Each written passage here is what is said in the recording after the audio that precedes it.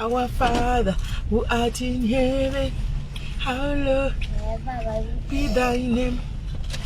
Who is the one who having the picking? I did school, but they say our Father who in heaven. They say too fast.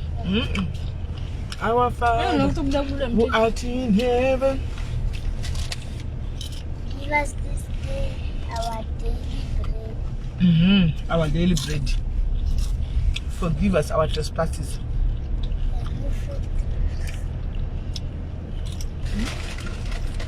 Yeah, what cutting to have short. Guys, pass Buddha light to Buddha the pass up. And you could start light to the Jesus. It's Jesus. It's not Jesus. Where is Jesus? It's not Jesus. Okay, light is Jesus, ne? Light is God. The light of God. Alright, now I get what he is trying to say. Good morning, good afternoon, people. Good afternoon, good afternoon. It is a great joy to be here. Morise say, guys, Morise say, Makadi kumasukera seiko. Hello, ma, Likai. Metla madala, ki khale ki sa kubona. Ki khale kan niti. Au ki tsokere keng ne. Kan ki ono reksan. Yo shakira ke mmutona ya. O mutona o kholile. Bona you Ria. Botu. Ria kholile yana. Yo. Pa, ke aja. Yo ki o simusi. Ene umuntu yang uthona ni mama akhe. Wangikapela ke. Awu. Uthona le mama akho. Mara liena. Liena uthona ni papa. Bakhulile ubakhulise musinhle musi. Bakhulile. Awakhe lebuga. Lebuga mashakira. Okay. Oh yana barekisela for wena fa. Ke sa di khurunde. Oh utsa khurunde. All right ma. Next week. Thank you. Thank you me. Ntana nama ke jana. Ubata nama. Oh batu. Maru ayo ke clinic ifiyari ujenama uskabuima akatle bagogo. Shakira 50 rand. Sukiri le high blood. Na le sukiri le high blood. Ma treatment. Serious? Ke baro ke shakira treatment. Awalwala mus. Aki zuri ke dizerga. Awalwala Ke shen. ke thaisar ke na di tlhare. Awu. Ke tsana ke ana gore ke setse ke ja fela. Awu. Yena doctor ayeke na ri ujenama. Doctor o maka musina maina le malwetse musi. Umaka doctor o na maina le malwetse. Tsamaya reka nama. Thank you reka nama. Reka nama, reka braipek ke a leboga. Ke a amogela mme. Dangi. Thank you. Sure. All right mme. Iskona. Gogo abantu basiya about Dara guys. I know this Gogo Kudara gogo abakare pakashayika mwana wabo uya kuchechi kwedu kutogara batini pa chechi apa saka mwana wabo msikana kai uya kuchechi kwedu kudhara ndobva arowa nemurume akafa anga nenhumbu ndobva vakwanisa kubisa mwana mimba ichenga yachoitwa kukwana yanga kutokwana ndobva vakwanisa kubisa mwana animona saka mwana akararama ndiye mudiki yanga chinzi asatokura kamwana hasi kuma grade 2 3 ari kunzizvo mwana wake akura kwezita umwe angagara naye mukuru yatuve mhandara naimi saka ndo pandovasivira mai anga ndigogo actually saka vari kundiudza kuti ndave ndinogwara ndine zvigwere zvakasiyana plus vagara havo life yavo ndemwe yayo saka vangu vachingoti ndakaenda dota ndidle nyama ndawa nemuriwo yanga iriwe kukumbira pachikuru maiona anzi ndakanzi dota ndidle nyama pambavo pakapaka mota kutengesa muriwo mavheji makabheji matomatisi saka ndadota ndikati dokta wekupi anoti mudle nyama yemuchigwara chikanzi ndakabatwa blood ndine shuga ndine zvigwere zvakawanda wanda ndikutora mapiritsi ndikungomwa ndikungoraramawo semunhu saka ndavati oi chi 50 rand chinda motenga nyama yacho iyoyo ani maona right anyway guys aiwa siri yanyandawira nangoera kuti ndiuze mazano ndiri kubata mamwe endorsement aiwa ndiri kubata guys mwari wakanaka kwai panoitika chiri mwari anenge achida kublessa saka guys ndapiwa ndiri kufamba neshow yekwanati oi nati ona enzo vari kuuya kuKempton Park uku guys vanenge vari kuKempton Park ndichakukandira iflyer manje ndinaro saka guys vari kuda kuona nati kari kurira kamazano nati ari kurira vose naenzo vari kurira animaona vari pasiticket masivano saka Kempton Park marangarirwa enzo nati vanenge varipo andimaona vanenge varipo vanenge varipo anti mashona vanenge varipo yes vanenge varipo saka natiri kuda kuzama kutaura guys pana pandauya ndati ndiye kuzokudzai zvanati nenhingikiri naenzo aishao anditi but vananyanya kuti nditaure navo nhasi ndimbonyanya kutaura navo kuda kumbotaura nevamwe vanhu vari kuenda through some stuff, through some issues. If we don't say it guys, sometimes vamwe vanhu vanofa vakanyarara because atizivane. Sometimes atina nguva kuti tichekane each and everyone kuti uri sei, wazodii, zviri kufamba sei mukati moupenyu hwemunhu. Saka sometimes tikasazvitaura vanhu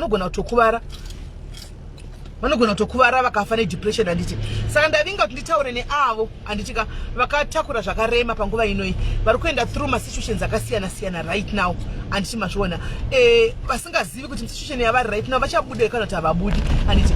Pada mumba ndo muri kunetsa masituations, pada life yako chaiyo haina kutora shape yakanaka, pada une zvakawanda zviri kungokushungurudza mukati moupenyu hwako handimaona, zvaunazvo iwo zvaunoziva kuti ndikushungurudzika nezvakati mukati moupenyu hwako handimaona. Ndiva ndoda kuti nditaure nemi kuti vadikani ndoda kuti muverenge Psalms 23 handimaona. Siverengai Psalms 23 ndo vhesa ndoda kukusira iyoyo kuti muende kunoverenga. Mapisarema 23 ndo yamunoenda kunoverenga iyoyo handiti. Inoti the Lord is my shepherd and I shall not want handiti. Hanzi anondibatisa pasi mafuro manyoro, anogadzika tafura mberi kwevavengi vangu handiti. So I don't know what you are facing, I don't know what you are going through.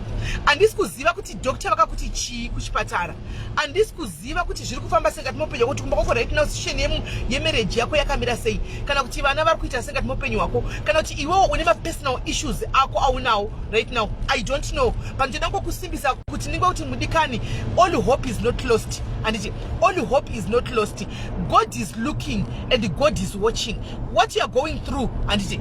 Mwari vachakurangarira, Mwari vanokurangarira handiti. Ramba wakabatirira, ramba wakamira panzvimbo, ramba uchingodedza, ramba uchingochema, wakadedza saravo irorero uri ipapo handiti. One day your testimony, your story will be turned into a testimony. Havasipo aiwo yari kudzikisa, ari kudzora speed wake, famboone speed yake, anobudira musango chipochito chavo kacho. Unowe kungwara kutera shoma shoma ari kumasure kwangu animaona.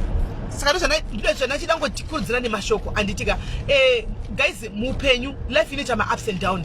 Life is full of ups and downs. It can never be rose every day mukati moupenyu hwako. Ukaona life yako iri rose, iri mutserendende every day, then there's something wrong. Maybe you must question iye Mwari wacho kuti why is it life yangu inini mutserendende ndo zvaingori handiti. We all go through some ups and downs in life. Tinosangana nezvakaoma, zvimwe zvatisingagoni kubuda handimaona. Tinosangana nezvakaoma, zvimwe zvokuti ukata situation yako ukaitarisa iwewe pachako unoti apa Mwari handibudi, unoti apa Mwari koma ndisirei. Unogona kutofunga kuti Mwari ava vakuna, Mwari vanenge vanoitira favor kune vamwe vanhu wani, ini life yangu iri apa haibudi haichinji, indoramba yangomira panzvimbo handiti mashona. But Mwari regai ndikudzei, vanoona situation yemunhu wese. Sometimes munozati patinofamba tichirarama everyday pakati moupenyu hwedu, Mwari vanofamba mberi kwedu, vanotitungamira handiti. Vanenge vari kumberi kwedu, zvatinenge tichirarama tichifamba, Mwari vanenge vanesu. Kana ukaona uchimuka makuseni uchiona zuva uchiri kurarama, Mwari vakakutungamira handitika. Mwari vanewe. Wasvika panguva yekuti wasvika pamatambudziko manje, wava panguva yakaoma, wava pakuti dambudziko rako kana kuti whatever problem yaunayo uri kufunga kuti handichagoni, wanamata, you have been praying for quite a long time, you have been going kumaprofita, you have been going kudzin'anga dzakasiyana siyana, dambudziko rako harisi kupera, hauzivi kuti wochienda kupi, hauchazivi kwakutizira. Sometimes inguva yekuti iwo unomira panzvimbo wodedza Mwari kuti but Mwari, why have you forsaken me? Mwari mandisirei? Ko Mwari muri kupi? Mwari dzokai mukati moupenyu hwangu mumire neni. You know what you do, unodzosa Mwari kubva kumberi kwanenge achifamba newe kakutungamira kwakuya, unomabatawo vadhonza vofamba vari paside pako handika, vokubata ruoko vofamba newe. Munoziva kuti sometimes most of the people that are going through some stuff, you hear the word of God speaking to you in your eyes, in your ears handiti. Mwari vanotaura nemi, he whispers into your ears, but sometimes we don't listen animaona. Vanotouya votokudza kuti don't worry, all is well. Wanzwa kamweko kuti all is well, but paunonzwa kunzi all is well, pane rimwe zivoice rinenge rinotouya rakazhangandira kuita kunge voice rangu iri rokudza kuti hausati watanga animaona. Because it's a war andika, it's a spiritual war, the devil trying to fight what God is trying to do into your life animaona. That voice comes rakasimba unokuziva kuti usati watanga ende uchakaura ndakuona kuti mangwana chamuka uchidyei murume wako kutoenda uko wakatarisa handiwana uyo ndakutoona kuti zvichafamba zvakamira sei handiti kwete ka small ka sweet voice kadiki kanokuziva kuti ramba wakamira panzvimbo it's only a matter of time, all is well handiti unobva wateerera chi kuti voice rakazhanganira kuti izi voice rakazhanganira kuti hapana chichachinja chaitika hapana chichachinja hapana ndoyatongwe dambudziko rangu ndochatongwe chirwere changu ichi zvakachitagwana kugwapa ndochatongwe chigwere changu chekuti ndine mabp yangu mavanza vachiti ndine mabp yangu ndine shuga dzangu handika wakutotora chirwere chechakuchita chako chakutogara mauri chakutorarama chako chakutonamita chakutoita chako handimaona. So sometimes we need to listen to those small voice handika kanchiti small voice ndikureva ka voice kadiki kanenge chikwada kana basa kakai handimaona uchiteerera rimwe zi voice rinenge richiuya rakazhanganira kunge rangu iri handimaona woti ndakuteerera iri richakushungurudza richakutambudza uchiona kunge maproblems ako asingaperi uchapinda mudepression uchifunga kuti zvinhu zvangu hazvisi kunaka uchapinda panguva yakaoma uchiti hapana munhu anotibatsira zvinhu zvangu hazvi zvakaita ini mwari vakandisiya ini mwari vakandisika zvakasiyana nevamwe handimaona. Guys, we were all created in the image of God. Tese takasikwa nemufananidzo waMwari. Hakuna akasikwa nemufananidzo wake ega. Takasikwa nemufananidzo mumwe chete. Mweya wakafemerwa iwewe, ndo mweya wandakafemerwa inini, ndo mweya wakafemerwa munhu wese waunoona. Handichika whether mukuru kana kuti mudiki. Takapiwa mweya mumwe chete.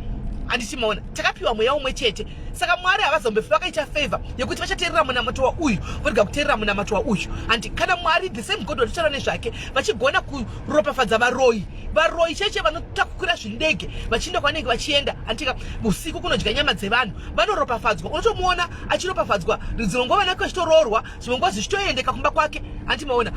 Kana Mwari vachigona kunaisa mvura kune vanhu vakaipa handika nevanhu vakanaka mvura inongoti tongotiza tise chinda nomira mashedhi mvura ichinayira munhu wese zvichida kuti Mwari ava ndimwari vanogona kungoteerera even iwewe zvakare handika. Sorry guys, ndaitonyatsa kubudisa face search but pane phone haisi kubuda anoona phone haisi kubuda saka ndoda kuti munyatsoteerera handitika ndoda kuti right now handinawo ndinobloka handina ndinotaura admin team please musabloke people, let them hear the word of God. Sometimes people, they react the way they react, they do what they do, they say what they say because they are broken. Hakuna munhu anoenda kunovabvunza sometimes kana even inbox kuti are you okay. So if people are broken and akafind that the next person angari padhuze anopedzera brokenness yake pamunhu iyeye anditika we are all created in the image of God anditi Mwari anotaura kuti ida wekwako sekuzvida kwaunoita iwewe love one another andika as I have commanded you anditi we no longer knows that thing that is being called love and because of masikati zakati komberedza, because of the situations that we've been through, because zvatikusangana zvakati mapenyu yedu right now hatichazivi chinonzi kudzosera rudo, hatichazivi. I was hurt, right? I want to hate the other person, the next person close to me. I was ndakashungurudzika nguva yakareba ngati mupenyu wangu ndipa kushungurudza mumwe munhu ari padze neni. This is the kind of people that we are right now. Hantimazviona. So sometimes let them hear the word of God because panotaura shoko raMwari hatizive kuti rakanangana nani, hatizive kuti riri kuenda panani, hatizive muridzi waro kuti ndiani. Ini ndogona ngouya ndingwa spirit yangu chikuti taura handika yes kune vachaya nemanegatives avo but we still love you handika we need you to listen to the word because handisi Mwari, handisi muprofita, handisi mufundisi handi. But sometimes if I hear that small voice ndishora kuti just taura zvakadai, mention this, ngotaura zvakadai, so handika kunofunga kuti unofamba navo I'll speak because definitely I know kuti rinenge rine muridzi waro soko iri. So pamwe soko iri ndere muridzi ndere munhu 1 kana ndere vanhu 2 kana ndere vanhu 10 I don't know but receive soko nderako. Animona kana uchiziva kuti nderako ndiwe whoever you are going through this tora soko nderako handika it's never too late mudikani. Mwari vanonzwa ramba wakamira kana wanga wapa veg yekuda kuita give up. If you are on the verge of giving up kuti ndaku give up life, kana wanga wapa veg yekuzvisungirira ndakuda kuzviuraya ndakuda kusiya life because yandiomera handichazivi kuti ndoita sei handichakwanisa kuita sei rega ndikuti mudikanika suicide is never the solution. Mira panzvimbo ramba wakamira ipapo. It's just a time of tribulations and tests. We all go through that time yema tribulations nema test. Inguva yako yekuti usanganewo nema tribulations nema test anditika hakuna chombo chinogadzirwa nemuvengi chinokuparadza anditika vavengi havarambidzi kugadzirwa zvombo zvavo vadikani munditeererese. Muvengi haarambidzi kugarira pasi achikugadzira chombo chaanofunga kuti kuparadza nacho. Let them allow them kuti vagare pasi, let them scheme against you, let them try to build their weapons that they think they are going to destroy you. Antika vanobvumidzwa kugadzira but singazivi kuti avakwanisi kukudestroya.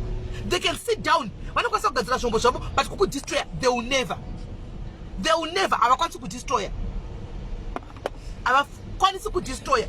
Saka sometimes wakaremerwa wakadaro chifunga kuti zvatopera, this is my end. It's not your end till is the end. Rise up. Kunyatsotara kuti pukuta musadza, I don't know kuti ndikutaura nani andika pukuta musadza kuti Mwari but all is well. I'm not going to listen to the third voice riri kuuya nemutsindo iri, handisi kuzoteerera kuvoice riri kuuya rakazhangandira iri. Ndichada kuteerera that small voice iroro ndoda kuteerera. It's not over until God says it's over. That's why I always tell you guys, no one can destroy munhu. Hakuna munhu anoparadza munhu kunze kwaMwari. Ndiye anokwanisa kuparadza munhu noti ndiye akasika munhu. And it's not over until it's over. And keep pushing, keep going. And ndaya kuzongosembisa mumwe munhu one. Why ndachoose ndafila kuti no, pandazvifila kuti no, I have to say this. Ndati Mwari I have to go. And vakawanda vangu vachiti Simelly you are strong, Simelly you are this. Vamwe wakati chembereka sadai, you know what? Ndiri mukati mundiri mukati imomo, ndiri panguva imo, ndiri pastikeni ipapo. Atika I am the right person yokuya kuzokudza kuti you know what ndikani, all is well. Nokuti ndikamirira muso kuti nhasi zvinenge zvakandinakira. Handimaona ndoziva kuti all is well. I don't know what because I won't be in your shoes. Ndinenge ndisingazivi ndisimo mubhutsu dzako. And this is the right time yokuti ndiuye right now. Iwe uchiuya kuchiti Simelly are you okay? Makasimba ndichikuza kuti yes mudikani ndakasimba. Andika nothing will separate me from the love of God. No human being, andika no human being will ever destroy me. Hakuna munhu anogona kundidestroya nokuti anokwanisa kundidestroya ndiMwari chete. People can make noise, people can say a lot of things, people can speculate, andika but answer yangu, weji rangu chairo rinobva kune akandisika, akandipa upenyu hwangu, ndiye anoziva. Zvimwe zvese guys, paupenyu hwenyu mese hapana munhu asina kumboshungurudzika, hapana munhu asina kumbosangana nemadambudziko emba ekuti maybe kana uri mumba imba yakanetsa. Handiwana murume akatombonetsa zvokutodaro, kana vari vana vakura vana vakatombonetsa. Handika vamwe ndivo vanenge vachitukwa chinzingo moyo, vari kushuruvira kuve nevana zuva nezuva. Handimaona achitambura achita sei achazivi kuti onangane papi. Handika vamwe ndivo vave vari kufunga kuti chirwere chendakabatwa ichi hapasisina. Handisisina ndichakwanisa kumuka. Munhu akaudzwa kunzi akaudzwa nadhokota kuti une kenza, anofunga kuti oh sekudzana kwatenge tichinyepera napa tinogara udzana kuti kenza ndochirwere chiri deadly. Hapasina. But do you know kuti ariko cancer survivors ekuti madoctors right now they cannot even explain kuti munhu akamuka sei pavanga vaudza munhu kuti iwe wasarwa nemazuva akati ekurarama. Asi munhu nanhasi achiripo, munhu nanhasi achiripo, haana kufa. Hanimaona saka munhu ane final say ndiMwari. We people, we can make noise, we can say nonsense, we can say a lot of that is totally rubbish. And the person with the final say is only God. When God says stop, you stop. Haukwanisi kuita naro, haukwanisi kuramba. Vakakuti nhasi zvakwana, jeni yako yeupenyu yakwana, unotomira. Nsi, whether ungochirwara, whether ungosingarwari, unogona ungodona ukafa, unogona ungooneka kuti napena unorara ukasamuka. Because ndopaperera. Ndopaperera nikirikiri, paperera upenyu hwako, ndopaperera nguva yako yekufamba. Andimazviona. Kana Mwari vakati iwowo ndichiri kukuda kuti urambe uri panzvimbo uchifamba, ramba uchinene. Chero vanhu vakati kudii, chero vakati kudini, you keep pushing and you keep going because the Lord is your strength. You are not your own strength, and the Lord is your strength. Saka chero vanhu vakakutongera chitororo chakaita sei, vakakutengera death sentence rufu chairo, but kana Mwari vakati vati it's not yet time, andika azvina kwazvinoenda, you can't die. Chibviso chisepesaida, you can't die. Because nguva yako isati yakwana, only one munhu wokuti we will bow down to only one God. We bow down to only one God. I said I will never bow down to any other God. I will bow down to the God who created heaven and earth, the God who created me. Nokuti handisati ndamboona mumwe munhu anokwanisa kusika munhu wake akamuisa apa akati famba akafamba akamufemera mweya wake akati handisati ndamboona munhu akasika munhu. Handisati. I only know one God akasika vanhu tese kuti ifambe. That's the only God that I'll bow to. And I will never bow to the gods of Baal. And zvimwari zvaBhaari zviya handinamati zvimwari zvaBhaari, ndinonamata Mwari mupenyu anorarama, Mwari mupenyu wokuti akati nhasi ho iho, akati nhasi zvakwana, unongorovera even pakachena pasina kana chii usingamhanyi, anongokubvisa murodhi onokuisa pamuti obvatora upenyu hwako. Ndiye Mwari watinonamata kwaari. Saka musavhundusirwe nemavoices vamwe anenge achiuya andika mukati meupenyu hwenyu achikuudzai zvakasiyana siyana kuti family yako imba yako yakatoputsika, murume wako akatoenda, vana vatove madrugs, hapasisina comeback. Handiwana zvirwere zvaunazvo izvi hapasisina kurikafa, zvakatovharana. Musavhundusirwa. Andika musavhundusirwa. God is a God of second chance.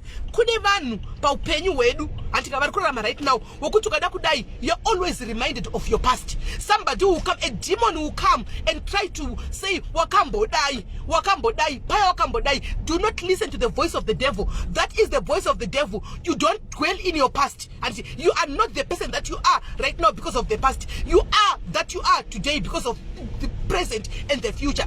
People you are not determined by your past. You are determined by your present and your future. We can run the race. What is important is how you finish the race, not how you started the race. You're not going to race shoma. Animona. You're not going to tanga race shoma. Animona. As far as don't kumanya race, kushka number 1 number masure. Animona. That is what is important about paying. Saka nangoti ndiyo kusoudza umwe munhu 1 or 2 iro ria voice rangu riya rekude kushanganira riya ipa papa ndo paro chaipo nasika apa ndo paro ndova kushanganira chaiko kuti munyazonzwisisa, because if I don't ndikasa konsa kurishandisa ipapa then ndo rishandisa pa ndigone kuimba. I can't sing and sina nogona kuimba and saka ngarishande ipapa pa ndipo panofanwa kuti rishande ipapa animaona, because ndiro ravandakatopiwa namusiki irori and andikwanisa kurichinja. I can't change it no matter how much I try to fake it. I can't change. This is the voice that is there. Antimaona. Saka vadikanika whatever vana put them maoko amwari. Vaisema let them laugh at you. Let them joke about you. Let them talk about you. The war is not yours. Haisi hondo yako. Haisi hondo yako. The battle is not yours. The battle is for the Lord. Let them do whatever they think. They will never destroy you. They will never. It will just be noise. But charnoita hapana. Ungori mutsindo webete. And not destroy your life yako ndimwari. The only person who can destroy you is God. Keep pushing, mudikani. Keep going. Ramboka na panjimbo. Do not be intimidated. Do not be threatened. Ramboka mira panjimbo. Usavume kuvundusigwe nokunzi wakamboroya, wakambohura, wakambo ita zvawakaita meno zvakawanda wanda, wakamboenda kujere kana wakambodi. That is past. Munhu wese ane past yake. And if we are to put our past tese apa kunzi awaridzwe mu road, uchashokeka nemunhu anenge achitaura about your own past. You'll be shocked. Anmona, saka manya neresi yako. Don't ever listen to the devil, because the devil is good at destroying. The devil is good at destroying something that he did not even build. Just like a builder, anda kuchiparadza. Satan. Saka iwe mundikani wakakosha zvokutodaro. Wakakosha zvokutodaro. Andichika utori mbeu yakakosha zvokudaro. Enda unoverenga Psalms 23. Go and read whoever anozati shoko iri ranangana neni somewhere. Go and read Psalms 23. That is your comforter. That is your message for today.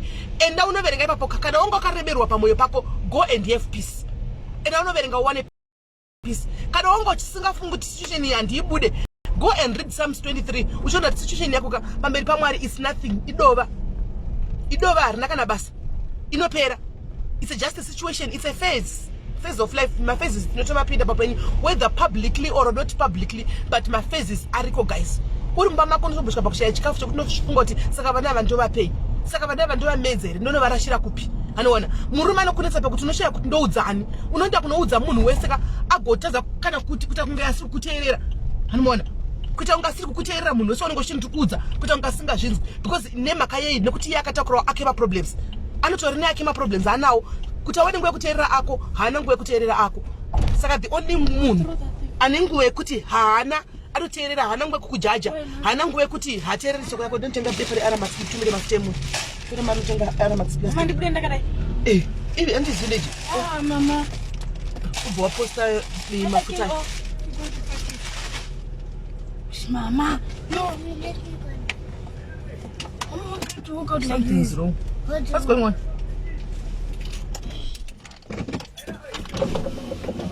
Oh, it's oil. Okay. Yeah, I think you don't have oil. Kupa uitel. Bula bakona. Mama. Yeah. So go to yeah. Oh. Mama. Luckily we saw it earlier. Nontenga. Andimona. Saka vabereki ndizvo ndachida kuti ndikutaure nemi ndikuudzei. only. Anditika kuti Mwari ava ndimwari vanotokuda. And you know what to put that? Usatozvinetsa. You know what to put this? This kept for the water, just open it for himself. Oh, serious? I think it's boiling inside. Okay. The oil is finished. And the kiss vakakisa icheki shape. And more.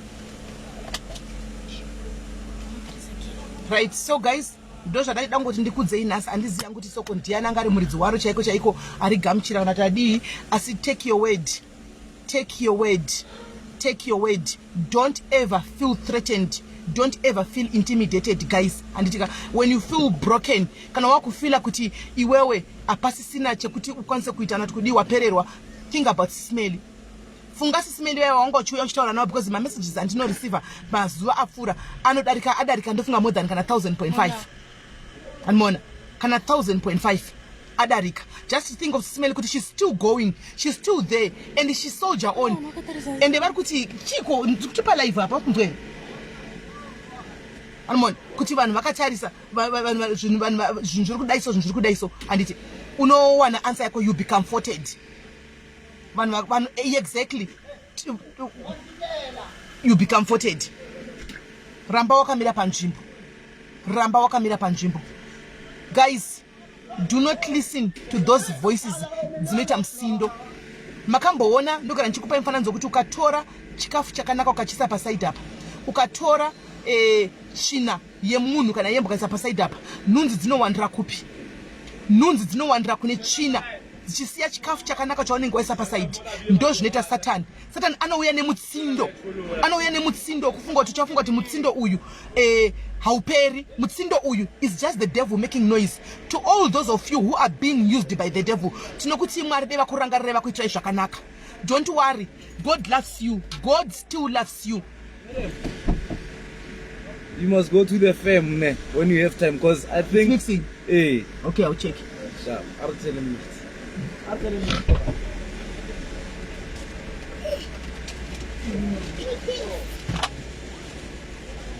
And Mona guys, so that was the message that I had to you name kwamuri nhasi. Anditika chirikadzi rambai makamira panzvimbo, musakangamwe Mwari ndewenyu, Mwari hakutizii, Mwari hakusii. Andotaura kuti ndiri Mwari wechirikadzi, ndiri Mwari wenherera. Anditika ndiri Mwari wechirikadzi, ndiri Mwari wenherera. Haatombofi akakusiyai. Rambai makamira panzvimbo. Vana usina chekuvapa, usingazoti school fees ndikubhadhara nei, usingazoti university fee ndikubhadhara nei, ingoti Mwari all is well. I'm telling you guys, muchaona zvinhu zvichikuitikirai zvinoita. Handizoti soko nderani. Andika tora soko rako. Anditi vadikani ngatitendeukei itese kana chiti ngati ndikutaura neni. Tinodona everyday tiri mizambiringa inowa ichimuka. Tinodona nhasi mangwana tomuka. Tinodona nhasi mangwana tomuka. Ngatirambe tichidona tichimuka. Tichidona chikuru kumuka. Ndakuza ngati it doesn't matter how you started but how you end. Kana ndakadona nhasi, ndadona nhasi. Andi ndicharamba ndakadona here kana kuti ndichaita rise up. Andi chikuru kuti usimuke, umuke, uite rise up, uite soldier on. Ndo chikuru. Anditika so tinokodotaura kuti nemi vari broken, vari kushungurudza, vari kufunga kuti kushungurudza vamwe vanhu nokuti imi mune makashungurudzika. It's okay, we love you, and besides us, God loves you. Mwari ndo the finisher and the author of your lives. The reason why you are still in pain is you don't know where to take your frustrations. Take your frustrations to the cross. Take your bitterness to the cross. Take your bitterness to God. Uchaona kuti zvinhu zvako zvinokuitira. If you take that bitterness or that whatever that is hating you, what you I'm tired of hating the next person that is close to me. I'm tired of doing this. I'm tired of being a bully to bullying others and doing this. And ndauya kuti ndizopai mimi Mwari. Okay. Should I? Okay, maybe okay. Mushona ti Mwari vanopindira. Handika God Mwari vanopindira. Tinofamba na Mwari, tinofamba na Jesu. The spirits that are in us, they are Mwari. Inyama ishi yamunogona kushungurudza nekukuvadza, but mweya uri mukati hamugone kuvadza zvokumhanya nekuti mweya uyu does not belong to you. This spirit belongs to God. Mweya ndiya Mwari, mweya haisi yevanhu. Nyama munogona kuishungurudza kundibata kundirova chaiko chaiko, but the spirit, my spirit is untouchable because iri protected, ine muridzi wayo. It has somebody, and I know right now presently varipo vamwe vanga vatouya chiti zvatanga toda kuenda kunorekodza zvatanga, toda kunotora mascreenshots zvatanga. Sorry to disappoint you. God is talking to you. Should I?